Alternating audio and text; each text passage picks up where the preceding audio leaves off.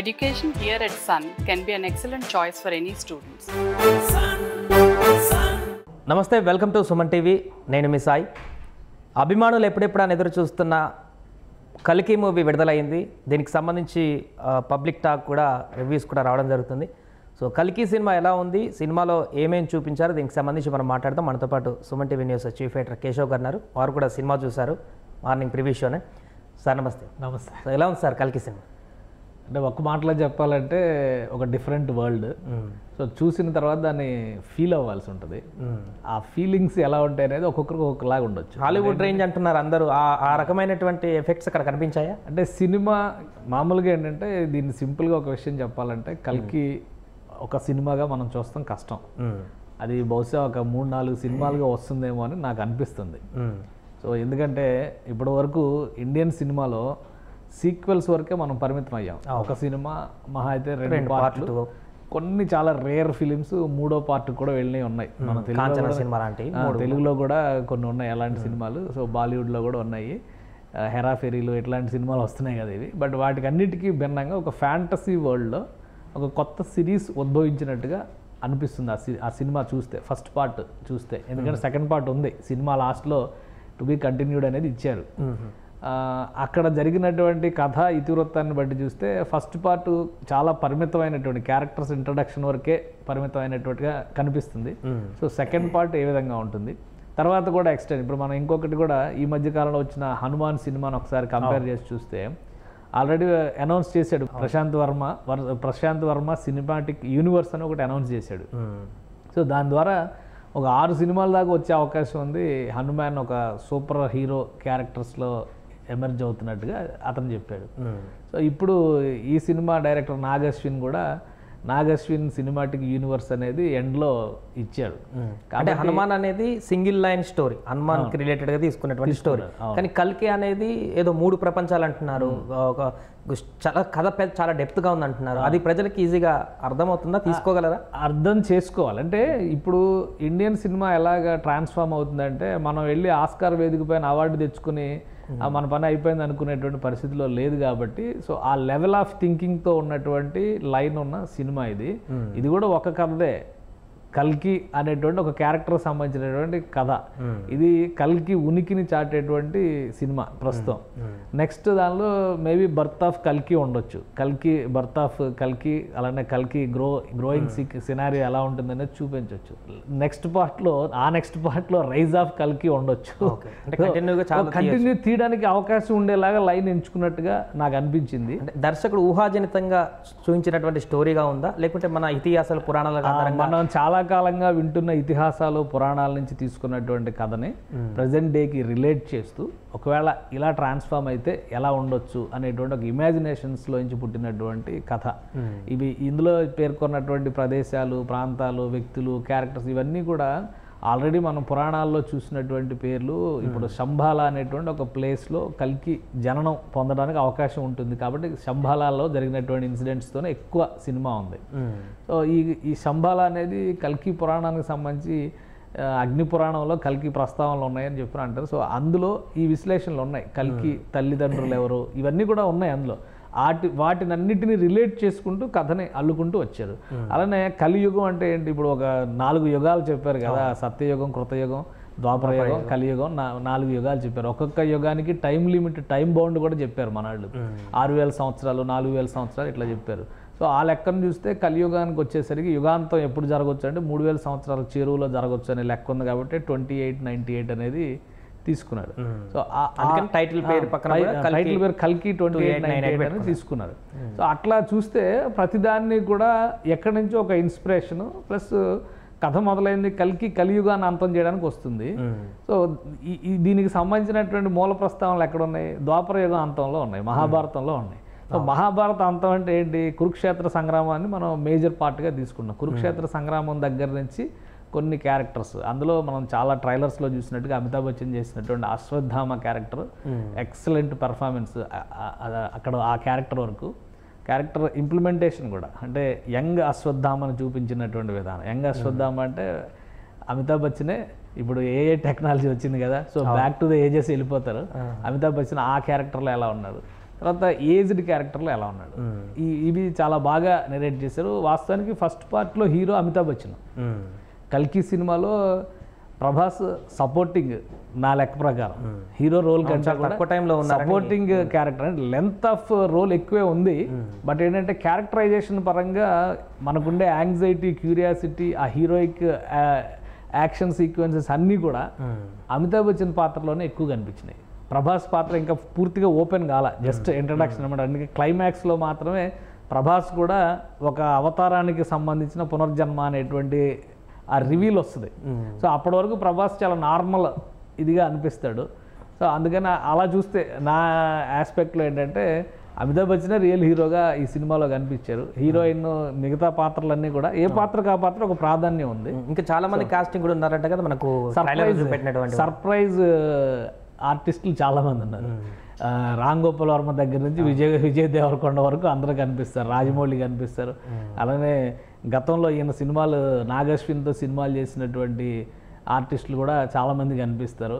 దుల్కర్ సల్మాన్ కానీ, మృణాల్ ఠాకూర్ కానీ, అలానే వాయిస్ మహానటి సావిత్రి వాయిస్ మహానటి చేసినటువంటి హీరోయిన్ కీర్తి సురేష్ వాయిస్ కూడా కారుకి, బుజ్జి కారుకి, ఆ కారుకి చెప్పేటువంటి ఇన్నర్ వాయిస్ అంటే ఆ హీరోయిన్ వాయిస్.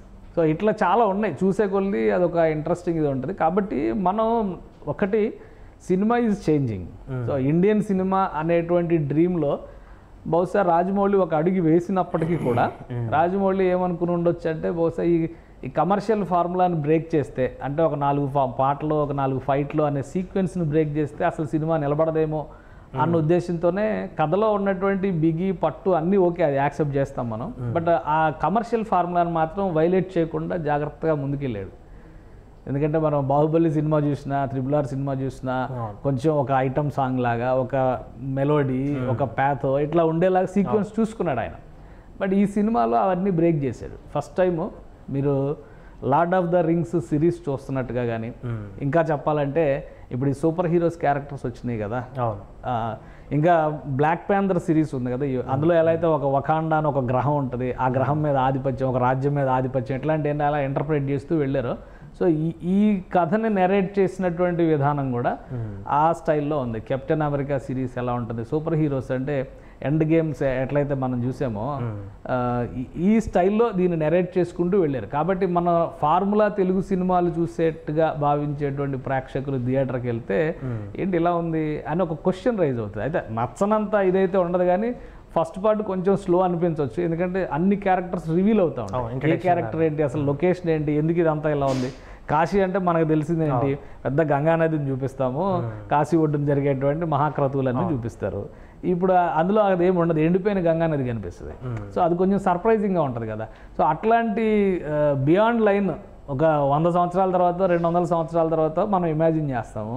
కానీ 2898 అంటే దగ్గర 400-500 సంవత్సరాల క్రితం తర్వాత ఎలా ఉంటుంది అనేది లెక్కేశారు. అంటే ఆల్మోస్ట్ ఒక 600 సంవత్సరాల తర్వాత ఎలా ఉంటుంది అనేది ఇమాజిన్ చేశారు.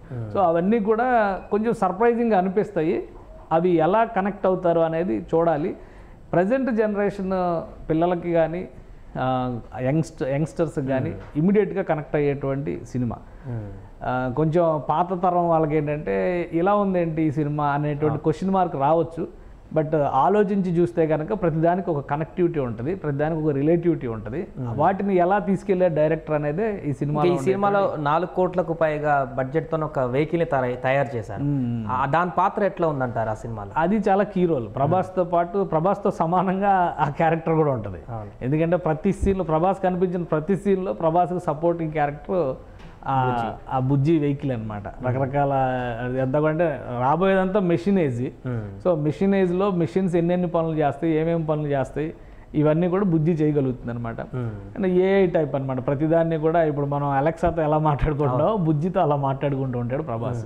సో అందుకని అది కూడా క్యారెక్టర్ వర్త్ చాలా డిఫరెంట్ ఇది ఉంటుంది. అంటే మనం మర్యాద రామన్న సినిమాలో చూస్తే సైకిల్తో మాట్లాడుకుంటాడు సునీల్, రవితేజ వాయిస్లో పెట్టి, అది ఓపెనింగ్లో ఎండింగ్లో మాత్రమే వస్తుంది.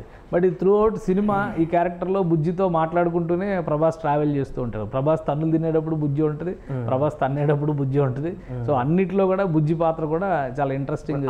600 కోట్ల బడ్జెట్కి వర్తబుల్ అయ్యేటువంటి సినిమాలాగా అనిపించిందా మీకు చూస్తే? అంటే ఇందులో 2 అంశాలు ఉన్నాయి. ఒకటి ఆర్టిస్ట్, చాలామంది పెద్ద పెద్ద ఆర్టిస్టులు ఉన్నారు కదా, సో ఆర్టిస్ట్ రెమ్యునరేషన్ ఒక ఆస్పెక్ట్ చూడాలి. ఇంకోటి టెక్నాలజీ, టెక్నికల్ వాల్యూస్లో సినిమా చాలా పర్ఫెక్ట్గా ఒక హాలీవుడ్ సినిమా రేంజ్ మేకింగ్ అయితే ఉంది.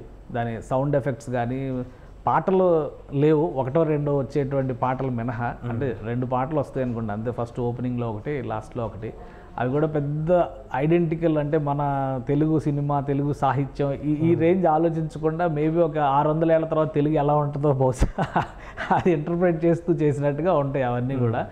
సో అలా చూసేటువంటి క్రమంలో టెక్నికల్ వాల్యూస్లో గ్రాఫిక్స్ కానీ అదంతా కూడా virtual creation, complete virtual creation. అంటే ఈ భూమి మొత్తం, భూమిపైన ఉన్నటువంటి ప్రకృతి పర్యావరణం మొత్తం కూడా ఒక బాక్స్లో పెట్టేస్తే ఏం జరుగుతుంది? సో ఆ పర్యావరణాన్ని మొత్తాన్ని ఒక కాంప్లెక్స్ అనేటువంటి దానిలోకి ఒక మెయిన్ సుప్రీం యాస్కిన్ అనేటువంటి విలన్ కింద మనం ఇప్పటివరకు విలన్ ఏం చేస్తాడనేది ఇంకా రివీల్ కాల, బట్ విలన్ ఒక పెద్ద అరిస్టోక్రాట్, అతనికి కావాల్సింది అతను చేసుకునేటువంటి నియంత అనేది మాత్రమే అక్కడ ఎస్టాబ్లిష్ అయింది. అతనికి ఒక పెద్ద సైన్యం, ప్రపంచం మొత్తాన్ని ఆక్యుపై చేసి ఉంటాడు, మొత్తం అతని కన్సర్న్లో నడుస్తుంది. ప్రకృతికి సంబంధించిన ప్రతి అణువు అతని దగ్గరే ఉంటుంది. సో భూమి మీద ఒట్టిపోయినటువంటి ఎడారి నేలలు, ఎండిపోయినటువంటి నదులు ఇవి మాత్రమే ఉంటాయి. సో తిండి కోసం వెంపర్లాడేటువంటి జనాలు ఉంటారు. వీళ్ళలో ప్రభాస్ కూడా ఒకడు. ప్రభాస్ లాంటి వాళ్ళ ఆకాంక్ష ఏంటంటే ఆ కాంప్లెక్స్లోకి వెళ్తే మనం మళ్ళీ కొత్త ప్రపంచాన్ని చూస్తాం అనేటువంటి దీనిలో ఇతను కూడా ఉంటాడు. సో అలాంటి క్యారెక్టరైజేషన్ కాబట్టి టోటల్ వర్చువల్ క్రియేషన్. అంటే మనకి ఇప్పుడు న్యాచురల్గా కనిపిస్తున్నటువంటి యాంబియన్స్, న్యాచురల్గా కనిపిస్తున్నటువంటి అంశాలు ఏవీ లేవు కాబట్టి maximum graphics, making values, making దీని మీద మాత్రమే ఈ సినిమా నడిచింది కాబట్టి బడ్జెట్ ఆ విధంగా చాలా ఎక్కువ అయి ఉండొచ్చు. టెక్నాలజీ వైజ్గా, ప్రజెంటేషన్స్ వైజ్గా ఎక్కువ అయి ఉండొచ్చు. ఆర్టిస్టులు కూడా ఆ రేంజ్కి మళ్ళీ మ్యాచ్ చేసుకోవడం, పైగా పాన్ ఇండియా కాబట్టి, సో పాన్ ఇండియా ఏంటి, పాన్ వరల్డ్ కాబట్టి, సో ఆ వాల్యూస్ అన్నిటికీ కూడా ఎక్స్పెండిచర్ ఎక్కువ అయి ఉండొచ్చు. ఈరోజు వరల్డ్లోనే బిగ్గెస్ట్ రిలీజ్ కదా ఆ సినిమా. సో దానికి తగ్గట్టుగా అయితే ప్రొడ్యూసర్స్, డైరెక్టర్ కష్టపడ్డాడు అనేది మాత్రం స్క్రీన్ పైన కనిపిస్తుంది. ఆర్టిస్టులు కూడా ఎవరి పాత్రకి వాళ్ళు పర్ఫెక్ట్గా న్యాయం చేశారు. కథని నేరేట్ చేసేటువంటి విషయంలో ప్రజలకి ఎంతవరకు కనెక్ట్ అయ్యారు అంటే ఇప్పుడు దీనికి 3 ప్రపంచాలు కనుకంటే 3 కాలాలు అనాల్సి వస్తుంది మనం. భూతకాలం, వర్తమాన కాలం, భవిష్యత్ కాలం అంటాం కదా. సో ఇది మొత్తం కథ అంతా కూడా ఎప్పుడో భూతకాలంలో జరిగిపోయింది, భవిష్యత్తులో ఏం జరుగుతుందో చూపిస్తుంది. మన ప్రజెన్స్ లేదు. సో మనం ఆ సినిమా కథకి నెరేట్ అయి ఉన్నామా లేదా, లింక్ అయి ఉన్నామా లేదా మన ప్రపంచానికి ఆ సినిమాలో నడుస్తున్నటువంటి సన్నివేశాలకు ఉన్న సంబంధాలు ఏంటి, మన గతంతో అన్న పోల్చుకోవాలి, మన భవిష్యత్తు అన్న పోల్చుకోవాలి. మన ప్రజెంట్తో కంపేర్ చేసుకుని చూస్తే సినిమా మనకి కనెక్ట్ అయినట్టుగా అనిపించదు. ఎందుకంటే నార్మల్ సినిమాకి దీనికి ఉన్న డిఫరెన్స్ అదే. అందుకనే నేను ఒక సిరీస్ రూపంలో రావడానికి అవకాశం ఉండొచ్చు. ఇప్పుడు 10 అవతారాల గురించి అందరికీ తెలుసు. సో 9 అవతారాలు మనం లెక్క చెప్తూ ఉంటాం బుద్ధుడితో సహా కలిపి. 10వ అవతారం ఎలా వస్తుంది అనేది మనకు తెలియదు. సో 10వ అవతారం ఇలా రావచ్చు అని ఏవైతే పురాణాల్లో ఇంటర్ప్రిటేషన్స్ ఉన్నాయో వాటన్నిటినీ మన ముందరకు తీసుకొస్తే ఎలా ఉంటుందో కల్కి సినిమా అలా ఉంటుంది. సో ఓవరాల్గా ఇది మన దేశంలో అన్ని టాలీవుడ్ కానీ, బాలీవుడ్ కానీ, కోలీవుడ్ కానీ, మాలీవుడ్ కానీ అందరు ప్రజలు కూడా యాక్సెప్ట్ చేసేటువంటి విధంగా ఉంటుందా? ఎందుకంటే గతంలో మన టాలీవుడ్లో భారీ హిట్ అయిన సినిమాలు కూడా మిగతా సినీ వుడ్లలో కూడా పెద్దగా ఆదరణ పొందినట్టు సినిమాలు చూసాం. బాహుబలి లాంటివి కూడా తమిళనాడులో తక్కువనే కలెక్షన్స్, మన దగ్గర ఎక్కువ కలెక్షన్స్ వచ్చాయి. సో అట్లా ఇప్పుడు ఇండియా వ్యాప్తంగా అన్నింటిలో కూడా బాగా కలెక్షన్స్. ఒక క్యూరియస్ మూవీ ఇది కాబట్టి కనెక్ట్ అవ్వడానికి ఎక్కువ అవకాశాలు ఉంటాయి. యంగర్ జనరేషన్స్కి, పిల్లలకి ఈజీగా కనెక్ట్ అయిపోయేటువంటి సినిమా. కొంచెం ఓల్డర్ జనరేషన్స్ ఏంటంటే ఇలా ఉంటుందా ప్రపంచం, ఇలా ఎందుకు ఉంటుంది, మన దృష్టిలో ఏంటంటే మహాభారతం అంటే పద్యాలు పాడాలి, యుద్ధాలు చేసేటప్పుడు ఇట్లాంటివన్నీ లెక్కలు ఉంటాయి కదా. సో దాన్ని పొడిగా చేసేటువంటి క్రమంలో ఉంటాయి కనుక ఆ డైలాగ్స్ కానీ అవి కానీ నచ్చకపోయి ఉండొచ్చు మనకి. సో అట్లాంటి వేరియేషన్స్, అట్లాంటి బ్యారియర్స్ ఉంటాయి తప్పితే సినిమాగా నచ్చకపోవడానికి అవకాశం లేదు. ఎందుకంటే ఇప్పుడు అప్పుడు ఉన్నటువంటి కథని, అప్పుడు ఉన్నటువంటి సన్నివేశాలని ఇప్పుడు జనరేషన్కి ఎలా చెప్పాలో అలా చెప్పేటువంటి ప్రయత్నం జరిగింది. ఇప్పుడు హనుమాన్ సినిమా కథ ఏంటి, ప్రజెంట్ ఇది ఒకవేళ హనుమాన్ చిరంజీవి అని అన్నారు కాబట్టి, అలానే అశ్వత్థామ కూడా చిరంజీవి కాబట్టి, సో ఆయన ఉంటే ఇప్పుడు ఏం జరిగి ఉండొచ్చు, ఒక రక్షకుడిగా ఉంటాడు అనేటువంటి ఇంటర్ప్రిటేషన్ తీసుకుని ఇప్పుడు ఏం జరగవచ్చు అనే దాన్ని కల్పిత కథగా ఒక ఫ్యాంటసీగా చూపించారు. సో దాన్ని ఎవరైనా కానీ రిలేట్ చేసుకోవచ్చు. కొద్ది గొప్ప వాటి మీద అవగాహన ఉండదు. అసలు ఏది నమ్మమేమో ఇవన్నీ ట్రాష్ అనుకునే వాళ్ళకి కూడా సమాధానం ఉంటుంది అందులో. అందుకే చూస్తేనే ఆ క్లారిటీ వస్తుంది అనమాట. ఓవరాల్గా మీకు మూవీ మొత్తం చూసిన తర్వాత ఎట్లా అనిపించేది? ఇది ఒక పర్ఫెక్ట్గా ఇన్ని రోజులు వెయిట్ చేసినటువంటి ప్రభాస్ అభిమానులకు కానీ, సినీ అభిమానులకు కానీ ఒక మంచి హిట్ మరొకసారి పడ్డట్టు అనిపించింది. ప్రభాస్ అభిమానులకి అయితే 100% ప్రభాస్ యాక్షన్, పర్ఫార్మెన్స్ ఉండేటువంటి సినిమా, మంచి హిట్గానే మనం చెప్పాలి ప్రభాస్కి. ఎందుకంటే మనం ఆల్రెడీ 2 సినిమాలు చూసాము, ప్రభాస్ సాలార్ కానీ తర్వాత ఈ సాహో కానీ. ఈ 2 సినిమాల్లో ఎలా అయితే బాహుబలి రేంజ్ని మ్యాచ్ చేసేలాగా ప్రభాస్లో యాక్షన్ సీక్వెన్సెస్ని ఎలివేట్ చేసేలా తీశారో ఆ రేంజ్ కంటే ఒక మెట్టు పైనే ఉంటుంది ఈ సినిమా. సో అలా చెప్తే ఆదిపురుషు, రాధాకృష్ణ ఈ సినిమాలు ఉన్నాయి కదా, సో వాటితో పోల్చుకొని చూస్తే మళ్ళీ అది డిఫరెంట్ జానర్స్. అది ఒక లవ్ స్టోరీస్, తర్వాత రామాయణం కథే మొత్తం మేకింగ్లోనే లోపాలు ఉన్నాయి కాబట్టి వాటిలో మనం పోల్చలేము.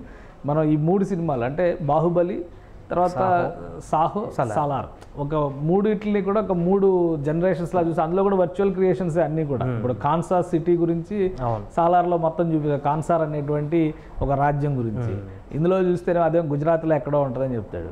సాహోలోనేమో వాజీ సిటీలో జరిగేటువంటి వాటిపైన ఆధిపత్యం కోసం చూస్తాం. బాహుబలి మొత్తం కూడా మాహిష్మతి సామ్రాజ్యం చుట్టూ నడుస్తుంది. సో అలాంటి ఒక శంబాలాకి రక్షకుడిగా వెళ్ళేటువంటి క్రమంలో నెక్స్ట్ ఎవరైతే దేవుడి అవతారంగా రాబోతున్నారో అతన్ని పరిరక్షించేటువంటి వ్యక్తిగా ప్రభాస్ ఇందులో ఖచ్చితంగా అన్ని యాక్షన్ సీక్వెన్స్లో కూడా యాక్షన్ సీక్వెన్స్లు అన్నీ మ్యాక్సిమం అందులో 80% ఉంది అమితాబ్ వర్సెస్ ప్రభాస్. ప్రభాస్ ఏమో నెగిటివ్ షేడ్లో ఉంటాడు చాలా వరకు, చివరి వరకు అది రివీల్ కాదు. అమితాబ్ ఏమో పాజిటివ్ షేడ్లో ఉంటాడు. కాబట్టి పాజిటివ్ షేడ్లో ఉన్న వాళ్ళని మనం హీరోగా కన్సిడర్ చేయాలి. కాబట్టి అమితాబ్ ఆ ఏజ్లో కూడా ప్రభాస్తో పోటీ పడి ఎక్సలెంట్గా యాక్ట్ చేశాడు. ఆ యాక్షన్ సీక్వెన్స్లో తీసుకున్నటువంటి జాగ్రత్తలు కూడా ఆయన అంత ఏజ్ అంత ఇది ఉన్నా కానీ చాలా పర్ఫెక్ట్గా తీశారు. ప్రభాస్ ఎలా అయితే కండలతో బద్దలు కొట్టేస్తాడో పెద్ద పెద్ద బండల్ని, అంతతో పోటీ పడి అమితాబ్ బచ్చన్ కూడా యాక్ట్ చేశాడు. సో ఈ ఇద్దరి సీక్వెన్స్ అంటే జనరల్గా ఆ జనరేషన్లో సూపర్ స్టార్గా ఉన్నటువంటి అమితాబ్తో ఈ జనరేషన్లో సూపర్ స్టార్ అవుతున్నటువంటి ప్రభాస్, వీళ్ళిద్దరూ మ్యాచ్ అయ్యే విధంగా మేకింగ్ అనేది పాసిబుల్ కాదు, చాలా అరుదుగా వస్తుంది అలాంటి అకేషన్స్. సో అది ఇక్కడ ఫుల్ఫిల్ అయింది. ప్రభాస్ ఫ్యాన్స్కి అది మంచి ఫెస్టివల్. ఎందుకంటే సినిమా ట్రైలర్ ప్రమోషన్స్లో కూడా ఇద్దరు చెప్పారు ప్రభాస్ ఫ్యాన్స్తో కొంచెం జాగ్రత్తగా ఉండాలని. అమితాబ్ అంటే మీ ఫ్యాన్సే, వాళ్ళలో చాలామంది మీ ఫ్యాన్సే, మిమ్మల్ని చూసి మాకు ఫ్యాన్స్ అయ్యారని చెప్పాడు ప్రభాస్. సో అలా చూస్తే 2 కేటగిరీల అభిమానులు కూడా చాలా ఎంజాయ్ చేస్తారు ఈ సినిమాని. ఓవరాల్గా ట్రిబుల్ ఆర్ తర్వాత మళ్ళీ ఇంతవరకు 1000 క్లబ్లో పడినటువంటి సినిమా రాలేదు.